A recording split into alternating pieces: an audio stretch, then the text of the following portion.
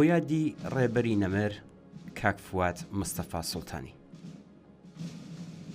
ئەمڕۆ هەینی نۆی مانگی خەرمانانی ساڵی 1403 هەتاوی، ساڵڕۆژی گیانبەختکردنی هاوڕێ فواد مستەفا سوڵتانی، یەکێک لە دامەزرێنەرانی کۆمەڵە، یەکێک لە زیندانیانی سیاسی خۆڕاگری ناو سیاچاڵەکانی سەرەڕۆیی پاشایەتی، یەکێک لە ڕێکخەرانی ڕاپەڕینی ساڵی 1357 هەتاوی لە کوردستان، سیمای ناسراوی بزوتنەوەی کۆمونیستی ئێران، یەکێک لە ڕێبەرە کەموێنەکانی ڕێکخەری بزوتنەوەی خەباتکارانەی جەماوەری و نەبەردی چەکداری لە دژی فاشیزمی ئیسلامی لە کوردستان و یەکێک لەو دەگمەن ڕێبەرانەیە کە دوای 45 ساڵ هێشتا باوەڕکردن بە مەرگی قورس و ئەستەمە.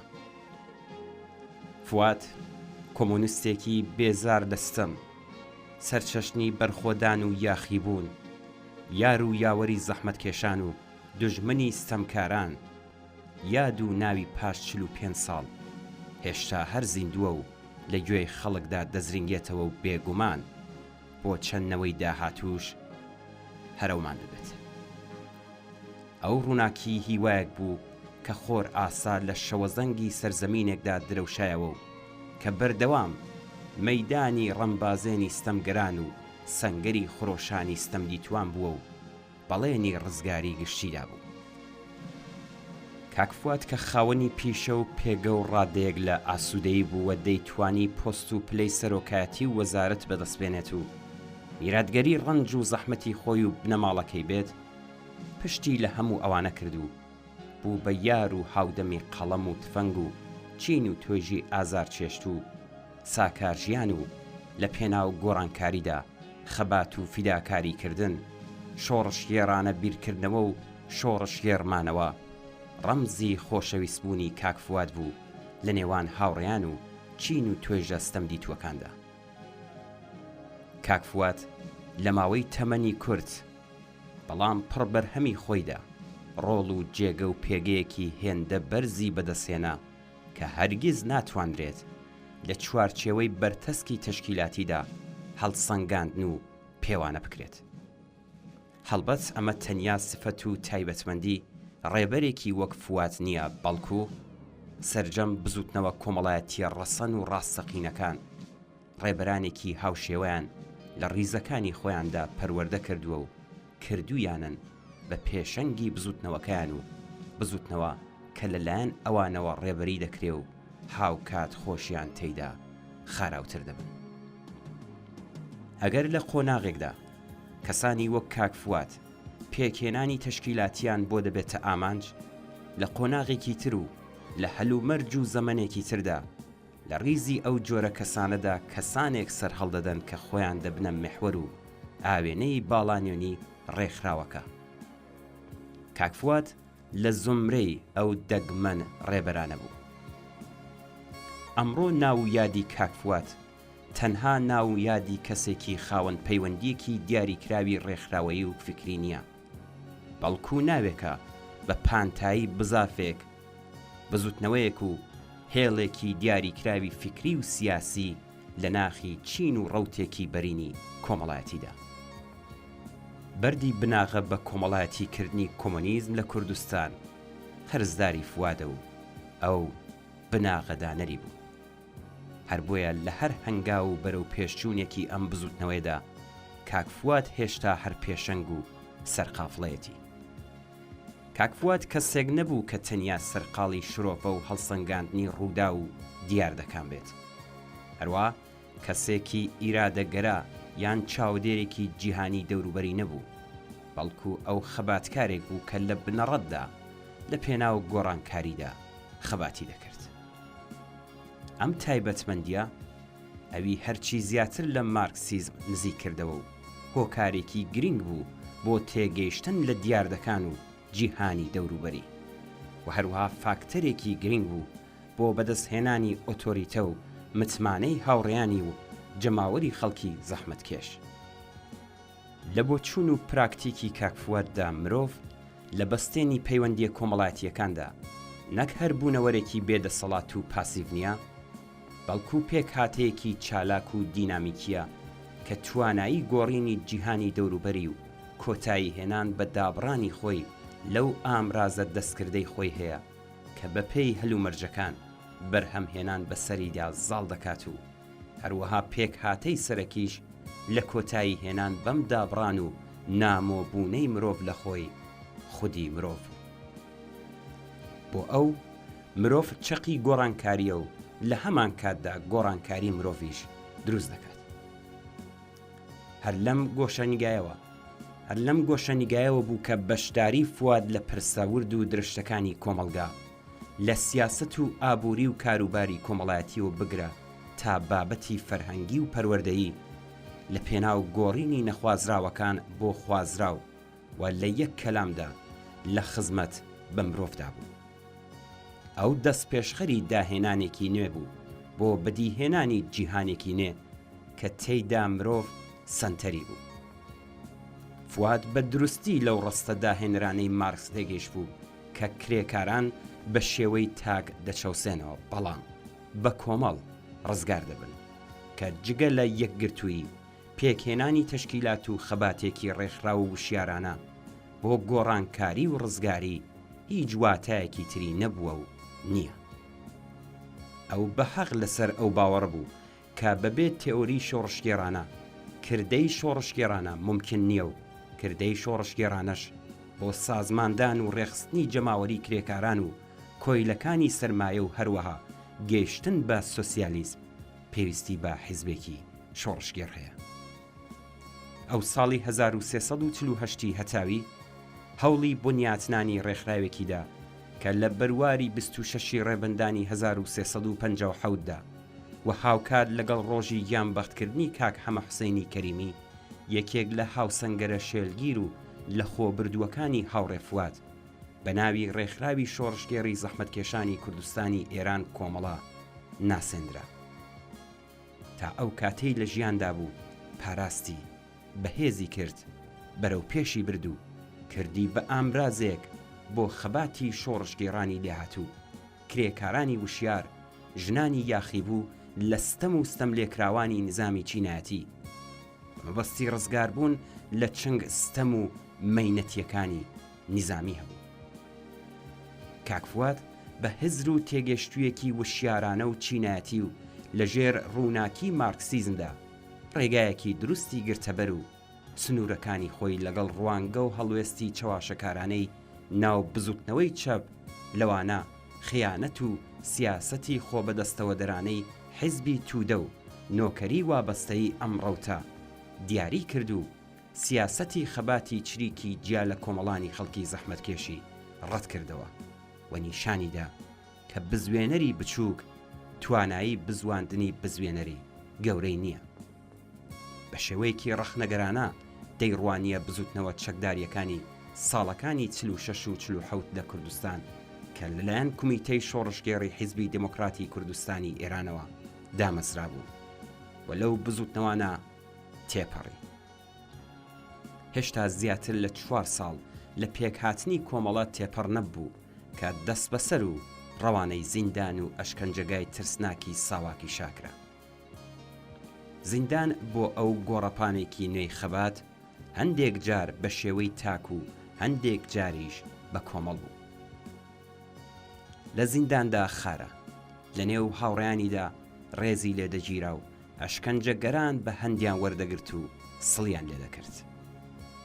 گەلێک ژووری تاکە کەسی و بە کۆمەڵی ئەزمون کردووە و ئەزیەت و ئازارێکی زۆری جەستەیی و دەرونی تەحمل کرد بەڵام لە ئاست دوژمندا بە چۆکدا نەهاتوو. سەرنجام مانگرتن لە خواردنی 14 ڕۆژەی زیندانیانی سیاسی زیندانی سنەی ڕێبەری کرد و بە سەرکەوتنی گەیاند. ڕێخستن و بە سەرکەوتن گەیاندنی ئەو حەڕەکەتە توانایی حاشا هەڵنەگری ئەوی لە بواری ڕێبەریکردنی بزوتنەوەیەکی بە کۆمەڵی بە دۆست و دژمن نیشاندا و وشیاری و بیری داهێنەرانەی ئەو ڕێبەرایەتی بزوتنەوە بەرینە جەماوەریەکانی پاش ڕاپەڕینی ساڵی 57 بۆ یەکەم جار لە مێژووی بزوتنەوەی شۆڕشگێڕانەی کوردستاندا بە ناوی ئەو ڕێکخراوێکی کە ئەو ڕێبەری بوو تۆمار کرد. لە ڕاپەڕینی 57 و پرۆسەی ڕێخستنی ئەو ڕاپەڕینەدا، بە تایبەتی لە ناوچەکانی باشووری کوردستان وێڕای هاوڕێکانی دەوری چالاک و سازماندەرانەی بینی. بەڵام ڕاپەڕینێکی کە سەرجەم چینی و توێژە کۆمەڵایەتیەکانی لە پێناو دەستەبەرکردنی بەرژەوەندیەکانیاندا خڕۆشاند بوو، بە دوورکەوتنەوە لە 22 ڕێبەندان ڕۆژی سەرکەوتنەکەی ناکۆکی و ململانەی نێوان بەرژەوەندیە ڕاستەقینەکان ڕۆژ بە ڕۆژ ڕیزی پتە و لێک هەڵپێکراوی خەباتکاران و بەشداربووانی ئەو ڕاپەڕینەی زیاتر لە یەک جیا دەکردەوە. ڕەوتی دژە شۆڕشی ئیسلامی خۆی بۆ وەرگرتنەوەی هەرچی زووتری دەستکەوتەکانی ڕاپەڕین ئامادە دەکرد و دەیویست ئەوەی کە ڕژیمی شان نەیتوانی بوو بە سەرنجامی بگێنێت، واتە سەرکوتی جەماوەری ڕاپەڕی و گەڕانەوەی ئێران بۆ دوورگەی ئارامی سەرمایە بەسەر کۆمەڵگەی ئێراندا زاڵ بکات. کاک فواد و هاوڕێکانی بە تێگەیشتن لەو ڕاستیە و بەبێ هیچ خۆشباوەڕیەک بە ڕژیمی ئیسلامی خۆیان بۆ بەرەو ڕووبوونەوە لەگەڵ هەلومەرجی نوێ ئامادە کرد. کاک فواد بۆ بەرەو ڕووبوونەوە لەگەڵ دام و دەستگای ڕێکخراوی حکوومەتی هیچ ئامرازێکی جگە لە ڕێخستنی جەماوەری لە بەردەستانە بوو. ئەو بە دروستی لەوە تێگەیشت بوو کە بۆ ئەم بابەتە گرنگ و هەستیارە تەنیا ڕێخستنی حیزبی بەس نییە، بەڵکو ڕێخستنی جەماوەری لە ئاستێکی ملیۆنیشدا پێویستە. بە هەوڵ و هیممەتی داهێنەرانەی کاک فواد و فیداکاری و لە خۆبردووی هاوڕێکانی کۆمەڵێک ناوەند و دامەزراوەی شۆڕشگێڕانە لەوانە جەمعیەتە دموکراتیکەکان و یەکێتیەکانی جوتیاران لە هەموو شارەکانی کوردستان پێک هاتن. هەروەها لە زۆر یەک لە ناوچەکان ناوەندەکانی داکۆکی لە مافی کرێکاران و ژنانیش دروست بوون.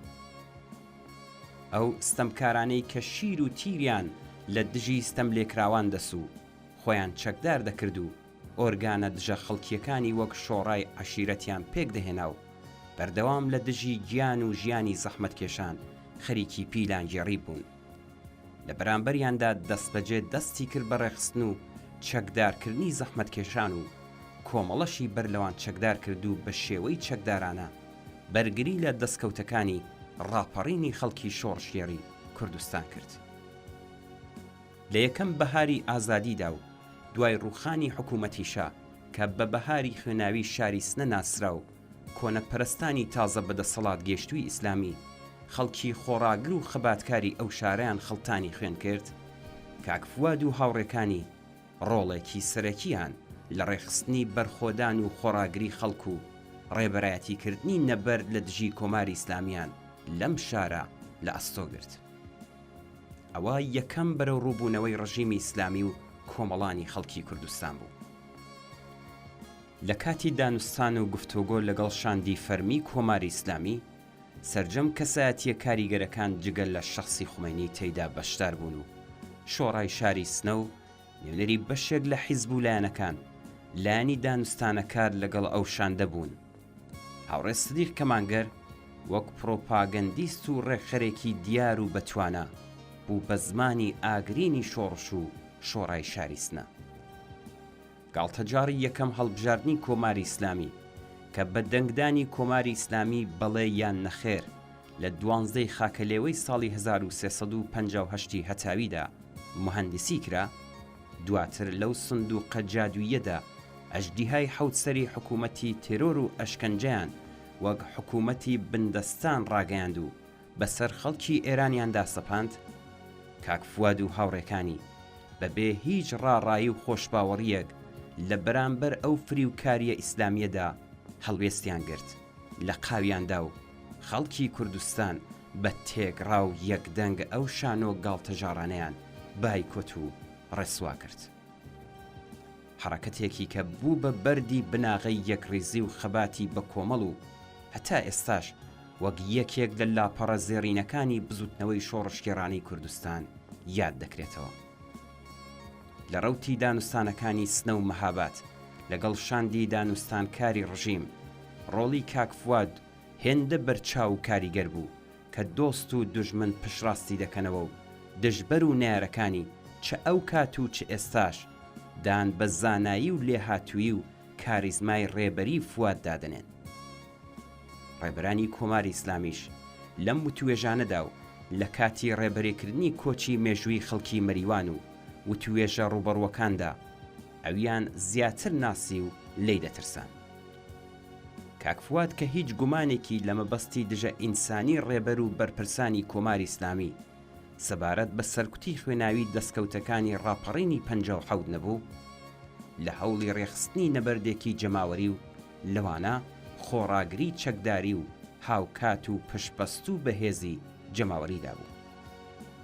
بەردی بناغی ئەم هێزەی لە ڕێخستنی هێزی چەکداری پێشمەرگەی کۆمەڵەدا بەدی کرد و دەست بەجێ هەنگاوی کردەیی بۆ پێکهێنانی ئەو هێزە هەڵگرت و یەکەم فێرگەی هێزی پێشمەرگەی کۆمەڵەی لە گوندی گۆڕەمەری سەر بە ناوچەی سەردەشت دامەسران.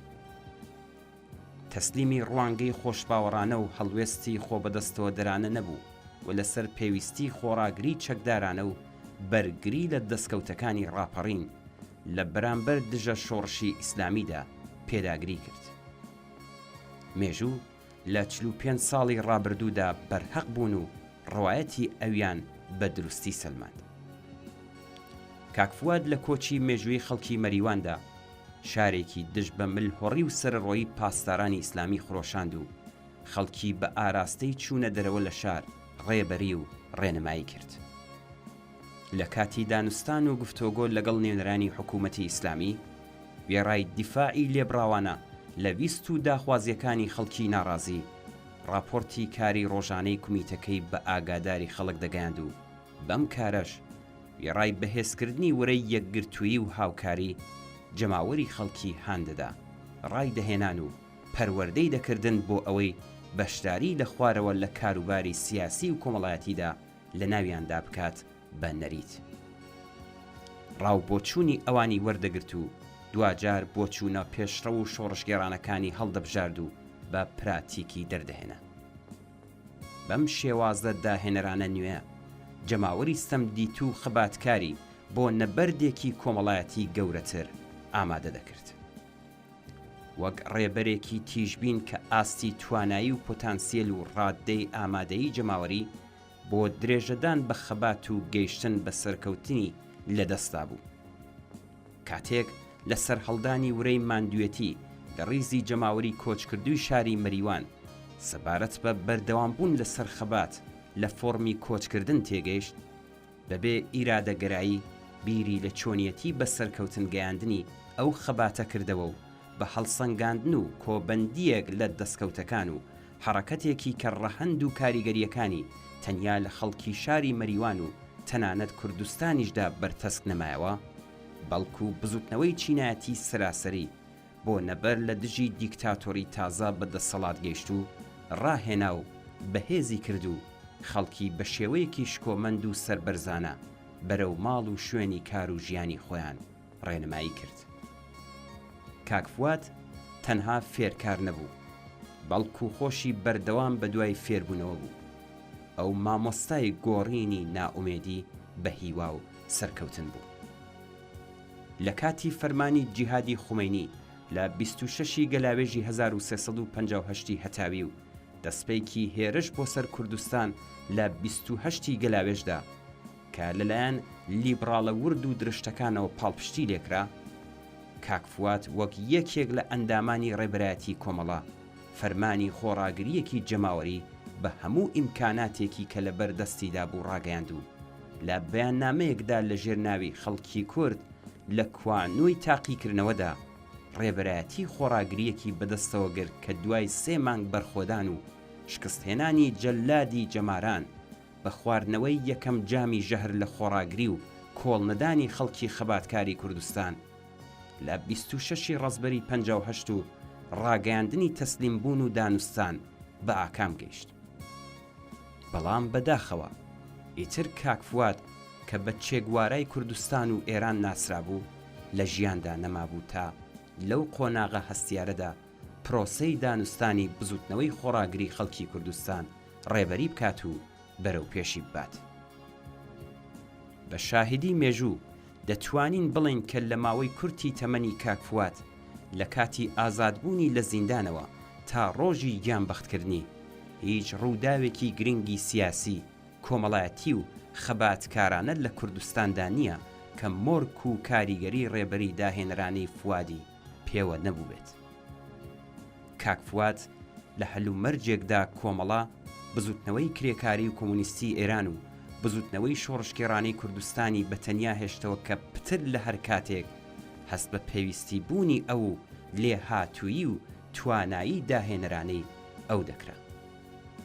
بەڵام دەبێت دان بەوەدا بندرێت کە فواد ئەفسانە نەبوو. ژیانی فواد هیچ نەهێنی و ڕەمز و ڕازێکی نەبوو، بەڵکو سادە و خاکەڕا و شۆڕشگێڕ بوو. ئەو مرۆڤێکی ڕاستەقینە بوو، مرۆڤێکی کامڵ و پێگەشت و کەسێکی ئاگا بەبوونی خۆی کە لە ناخی خۆیدا بەڕەهایی گەشت بوو. لە داوی ناخۆ ئاگایی ئەم جیهان و ئەو بوونە پێچەوانەیە ڕزگاری بوو. سەردەمی ئاگایی درۆینەی تێپەڕاند بوو و وشیارێکی زانستی سەبارەت بە دنیای دەوروبەری بەدەستهێنا بوو. فواد شرۆفەکاری جیهان نەبوو، بەڵکو مامۆستای گۆڕینی جیهان بوو. پێی دنایە هەر شوێنێک هەر کات بیری لە هەر بزافێک دەکردەوە مرۆڤ سەنتەری کردەوەکانی ئەو بوو. مرۆڤ لە ڕوانگەی ئەوە شتێکی جگە لە هێزی بزوێنەر بۆ وەدیهێنانی گۆڕانکاری لە خزمەت بە مرۆڤایەتیدا نەبوو. لە ڕوانگەی ئەوە مرۆڤ لە ناو هاوچینەکانیدا دەتوانێت کۆمەڵگا و مێژوو بخڵقێنێت. بۆ ئەم مەبەستە هەموو وزە و توانای خۆی لە پێناو ڕێخستن و هەوڵی مرۆڤەکان بۆ گۆڕینی کۆمەڵگا و بنیاتنانی مێژوویەکی نوێ، مێژوویەک بە پێچەوانەی ئەوەی کە لە ڕابردوو بوونی هەبوو تەرخان کرد. ئەو لایەنگری ئینسانێک بوو کە بتوانێت چارەنووس و مێژووی خۆی بنیات بنێت. ئەم کارە لە ڕوانگەی هاوڕێ فوادەوە ئەرکێکی تاکە کەسی نەبوو، بەڵکو ئەرکێکی بە کۆمەڵ و چینایەتی بوو. لە پراکتیکی کورتماوەی خۆیدا بە تایبەتی دوای ئازادبوونی لە زیندان لە ڕۆژی 6 ڕەزبەری 57ەوە تا 9 خەرمانانی 58 ڕۆژی گیانبەختکردنی، واتە لە ماوەی 11 مانگدا ئەوەی بە باشی و بەڕوونی بەکردەوە دەرهێنا. بێگومان چینی کرێکار و نەوەی نوێ ئومێدوار بە ژیان و داهاتوو باشتر و زیاتر لە کاک فواد و ئارمانە کۆمونیستی و ئینسانیەکانی ئەو بۆ گۆڕانکاری تێدەگەن و بەکردەوەی دەردێنن. پێویستە لە بەرامبەر شرۆفەی ناسیۆنالیست و لیبراڵە هەلپەرستەکاندا کاک فواد ئارمان و پراکتیکە چینایەتی و سوسیالیستیەکانی ئەو وەک ئەوەی کە بوو بناسرێت، نەک وەک ئەوەی کە کەسانێک بە پێی بەرژەوەندیە بەرتەسکە شەخسیەکانی ئەمڕۆی خۆیان دەیانەوێت پێناسەی بکەن. ئێستا و لە یادی 45 ساڵەی گیانبەختکردنی ئەم گەنجینە بە نرخ و پڕبایەخ و لێوان لێو لە شۆڕشگێڕی و پاکی و ڕاستگۆیی و فیداکاریە لە پێناو ڕزگاری چینی کرێکار و مرۆڤایەتی ستەم لێکراودا یاد و بیرەوریەکانی نەک بە پەرستن و کڕنۆشبردنی ئاینی و خوڕافی، نەک بە ڕیاکاری و کەڵک وەرگرتنی خراپ لە ناوەکەی و لە گۆڕنانی ئارمان و بیر و باوەڕەکەی، بەڵکو بە بەکارهێنانی سەرجەم تایبەتمەندیە بەرجەستە مرۆیی و شۆڕشگێڕانەکانی بەرز و بەڕێز ڕادەگرین. بۆ یادی بەرزی کاک فوادی ڕابەر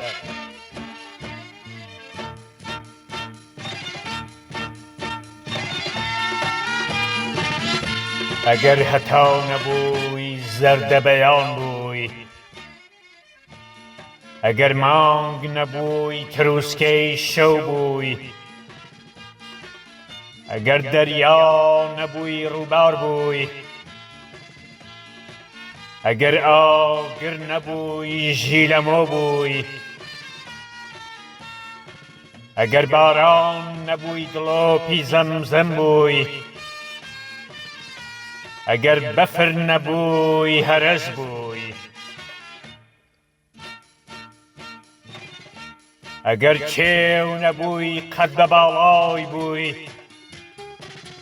ئەگەر دار نەبووی سێبەری بووی، ئەگەر گوڵ نەبووی بۆنی خۆشی بووی،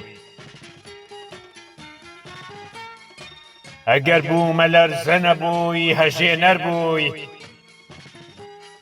هۆ دەڕاستە ڕاوچەڵە گوێ بگرە لەگەڵ تۆمە هەواڵ گەورەم ڕابەر لە یادم چوو تۆ زەوی بووی تو ئاسمان لالۆ اینجا هەتاومانگ دەریا و ئاگر بەفر و باران کێودار و گوڵ ڕەشتی و جامانەکەت کڵاوی سەری ئەستێرە سوورەکەی چێگوارە